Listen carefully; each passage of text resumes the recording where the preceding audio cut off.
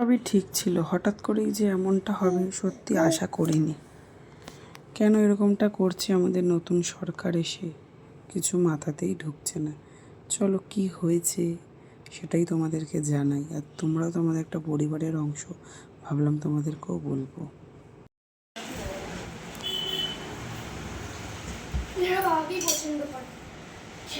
হ্যাঁ তো তুই আমাকে করিস না তো।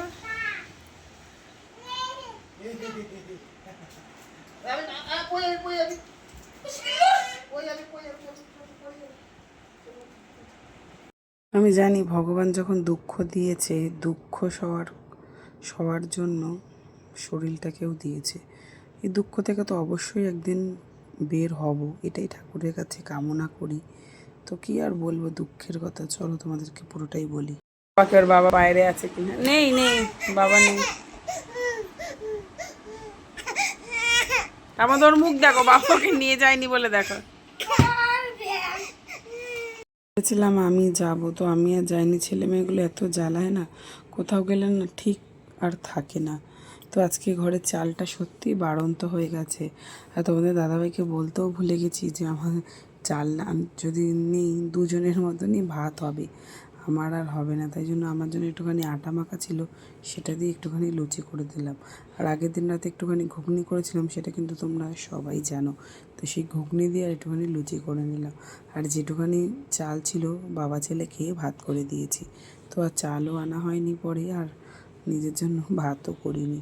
তো আমার জন্য যে লুচি আর ঘুগনি, আর ওরা হচ্ছে মাছের বড়ার তরকারি দিয়ে ভাত দিয়ে খাবে। তো দেখো রাতের পাড়াটা আমার দেখতে কেমন লাগে, সকালে কি সুন্দর আলো ঝলমলে, আর রাত্রিবেলাটা গুটগুট করছে অন্ধকার। পোস্ট লাইটের লাইটগুলো কেটে গেছে কিন্তু সারানোর নাম নেই। এই হচ্ছে আমাদের সরকার। তো চলো সরকারকে নিয়ে আর কিছু বলে লাভ নেই, সরকার সরকারের কাজ করুক, আমরা আমাদের কাজ করি। তো রাত্রিবেলাটা এতটা অন্ধকার থাকে, কোনো চোর যদি এসে চুরি করে চলে যায় তাও জানা যায় না। তো দেখো গাড়িগুলো যখন আসছে আলো হচ্ছে, আর আমি আর লুচি করে ঘরে যাইনি, আমি অপেক্ষা করছিলাম তোমাদের দাদা ভাইয়ের অপেক্ষায়, এই বুঝি আসবে এই বুঝি আসবে, আসেনি। যেই আমি চিটকানি বন্ধ করে ঘরে যাচ্ছি তখনই এই এসে দাঁড়ালো। তো চলো পরে বলছি কী ঘটনা হয়েছে। গুড মর্নিং ফ্রেন্ডস, তোমরা কেমন আছো? তোমরা তো খুব ভালো আছো, আর আমিও খুব ভালো আছি। চলে এসেছি একটা নতুন ভিডিও নিয়ে। আমার নাম হচ্ছে পূজা, আমাকে তোমাদেরকে সাথে নিয়ে নতুন একটা ভিডিও শুরু করলাম। এখন বাজে হচ্ছে 10:30। এই যে আমার কন্যা আর ছেলে রেডি হচ্ছে স্কুল যাওয়ার জন্য। কিন্তু দাদাভাই বেরিয়ে গেছে, সকাল থেকে ক্যামেরা অন করারই সুযোগ পাইনি। সবাই জানো বাড়ির বউদের কী কাজ থাকে, সেরকম সকালে আর অন করতে পারিনি। যাও ড্রেস পরে নাও, মাথাটা আসলে নাও, আগে ভেজা মাথায় জল খা বাবা, জল খেয়ে নাও। দুধ খেয়ে জল খেতে হয়। ও দুধ খেয়ে যাচ্ছি স্কুলে, টিফিন নিয়ে যা যদি আর খিদে পায়। চলছে, চলো ছেলেকে স্কুল দিয়ে আসি, আবার এসে পরে কথা বলছি। ঘুমিয়েছিল, উঠা গেছে, আর আমি দেখবি কী করছিলাম, কেসের ভেতরটা পরিষ্কার করলাম।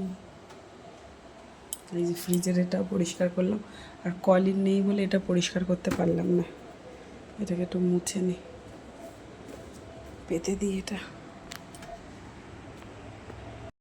তোমরা সবাই জানো যে হকার নিয়ে কতটা পরিমাণ হচ্ছে, মানে চারিদিকে হকারের আন্দোলন, হকারকে নিয়ে কতটা হচ্ছে, মানে এই কলকাতার মধ্যে। তো এত মানুষের কোথা থেকে কি করবে না করবে, ওদের রুটি রোজগার মানে কি করবে, এটা দিয়ে যারা সংসার চালায় তাদের কী রকম পরিস্থিতি।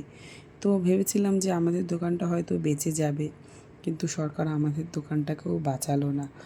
তো আমাদের দোকানটাও এসে নজর পড়লো, তো আমাদেরকে নোটিশ দিয়ে গেছে শনিবার অবধি দোকানটা রাখার, তারপরে জানি আমরা দোকানটা তুলে দিই। তোমরা ভাবছো কার কথা আমি বলছি? আমার শ্বশুরের কথা। কাঁদবো না হাসবো জানি না, আমরা কিন্তু আলাদাই থাকি। শ্বশুরবাড়ির সাথে অতটা মানে যাই সপ্তাহে 1 দিন 2 দিন, কিন্তু এখন আর অতটা যাওয়া হয় না যেহেতু ছেলে মেয়ে হয়ে গেছে। তো আগে তো ওখানেই থাকতাম, এখন আর অতটা যাওয়া হয় না।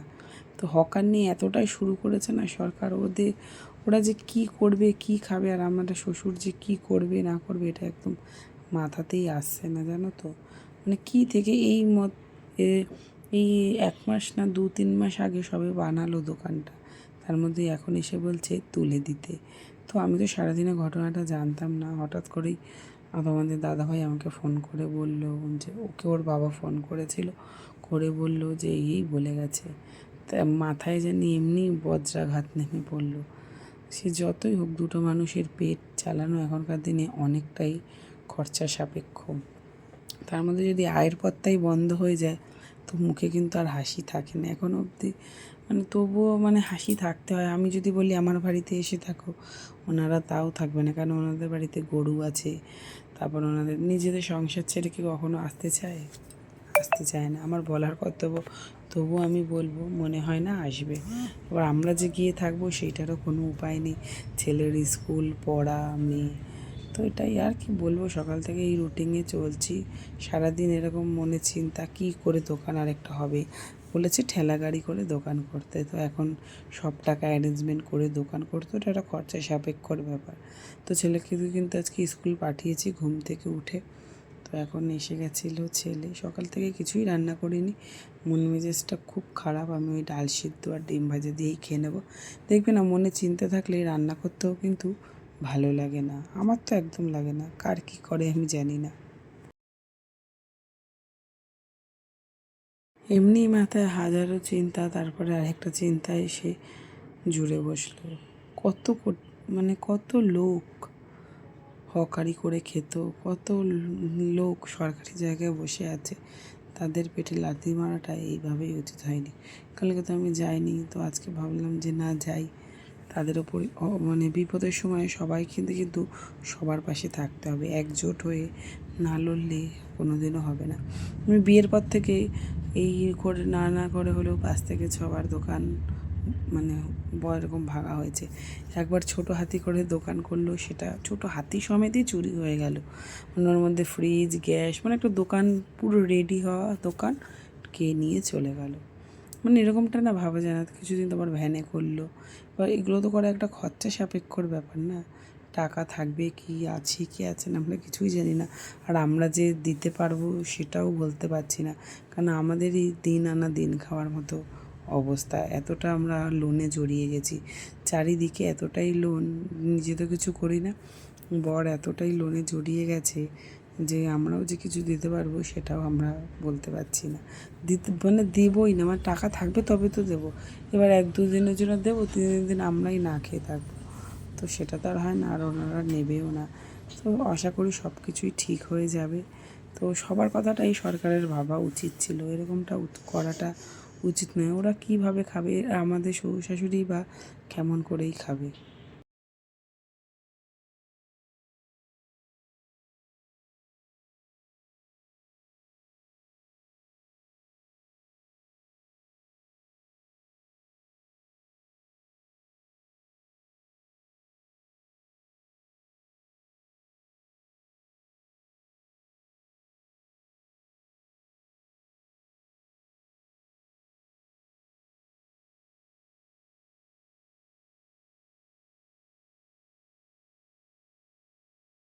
সকাল থেকে তো তেমন কিছুই খাওয়া হয়নি, তো রাত্রিবেলা তোমাদের দাদাভাই কী দিয়ে ভাত দিয়ে দেবো, তাই ওই অত রাত্রে এনেছিলাম চিকেন। আর আজকে যেহেতু শুক্রবার, তাই জন্য ভাবলাম করেই রাখি, তাহলে শুক্রবারে বাবা ছেলের হয়ে যাবে, আর আমি যা পারি তাই খেয়ে নেবো। ওই জন্য আমি মেয়েকে এদিকে খাওয়াতে এসেছি, আর প্রচণ্ড জোরে পেয়ে গেছে খিদা। তারপরে তোমাদের দাদাভাইকে বললাম তুমি তাহলে রান্নাটা করো, আমি তাহলে মেয়েকে খাইয়ে নিই। আর মন মেজাজ ভালো নেই, তাই সকাল সন্ধ্যা দিয়ে কিছুই খাওয়া হয়নি। তো শ্বশুরের দোকানে গিয়েও আজকে কিছু খাইনি, অন্যদিন কত রকম কিছু খাই। আজকে আর খেতে মন থেকেই চাইছে না, বললাম না মাথায় টেনশন থাকলে কিছুই ভালো লাগে না, তাই আজকে আর কিছু খাইনি। বাড়ি এসে পেয়ে গেছে প্রচণ্ড জোরে খিদা, এখনও রান্না হতে ঢের দেরি, তাই জন্য একটা গুড ডে বিস্কুট খাচ্ছি আর মেয়ের দিকে খাবার গুলছি। তো চলো মেয়েকে খাইয়ে নিই, তারপরে আমরা খাওয়া দাওয়াটা করে নেব। অনেকক্ষণ পরে আসলাম, সমস্ত ঘরের কাজকর্ম করে মেয়েকে খাইয়ে দিয়ে এবার হচ্ছে আমরা খাবো। এখন বাজছে হচ্ছে রাত্রির 12টা 10।